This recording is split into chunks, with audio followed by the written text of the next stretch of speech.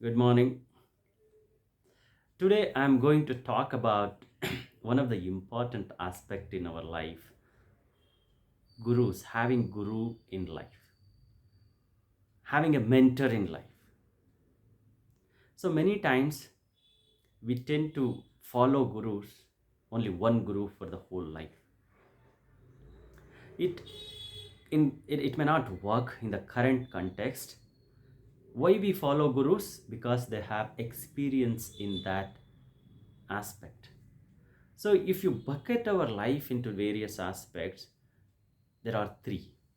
One is personal, your personal life, and whatever worldly or samsaric life.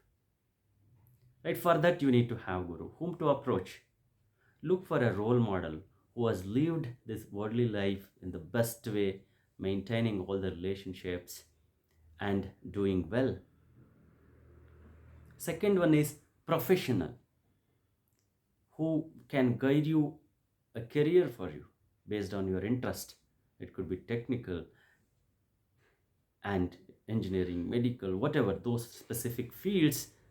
An engineer cannot guide you to be a doctor and build a hospital. Only a person who has done it can be a mentor for you. The third one is the spiritual. Follow spiritual gurus because no one has time to reinvent the wheel. These are all Siddha Purush who have already experienced, and then they are ready to share their experiences with you. It's a shortcut for your life. It speed gives speed for your life. Rather, you doing trial and error, then realizing, oh, I learned from this. No, right? Following mentors, following gurus gives speed for your life. This is various aspects. Now, the second one aspect here is there could be direct gurus and indirect gurus. Who are direct gurus? For example, if you take Dronacharya, he was direct guru for Arjuna and indirect guru for Ekalavya, who was inspiring him, right? So I would say direct gurus whom you meet in person, interact, and then learn from them. Indirect gurus are books. You read books and then you remember some very powerful words and sentences as their guiding force for your life. And some of your friends, colleagues, your managers, have spoken here and there. They are really, those words have impacted you. For example, for me, one of my engineering classmate, I remember. See, generally we used to gossip and then whatever events happening in and around. And he used to tell me, "Hey Shivappa, you are telling all these things, all other stories, right? What is your story?" Well, still I remember that tickled me. I have to build my own story, right, out of my actions. I remember one of my uncle was building a house, and then I used to visit. At that time, I used to admire him because he had constructed third or fourth house at that time. I told him, "Really, you're great. You're doing all. You have energy to do all these things." He told me, "Once we come here, we have to leave a dent in this universe. Otherwise, people will think I came and then I went. That's it."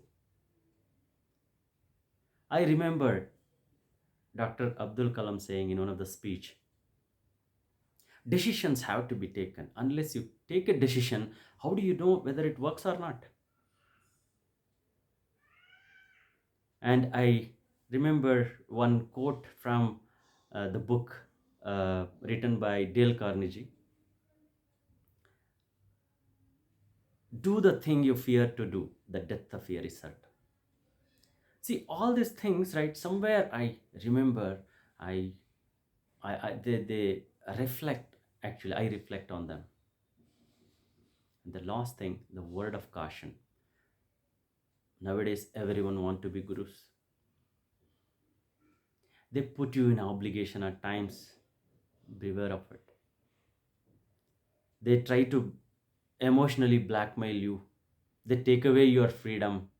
And if you don't follow this, no, this won't. This is what happens. The other thing is, at times, confusion, right? Somebody who doesn't have an experience in a particular field, they will try to guide the other thing. So you'll be misguided. The last thing, whenever you go to Guru, that is true. With a mentor, you surrender yourself. Otherwise, you don't get the best out of it. So learn from gurus. In Kannada, we say, Guruvina Gulama Naguva Tanaka Dorayadanna Mukuti. Unless you become a slave or unless you surrender to a guru, you will not achieve mukti. So learn from gurus, from their experiences, and get a speed for your life, and then have a beautiful life. Thank you. Have a nice day.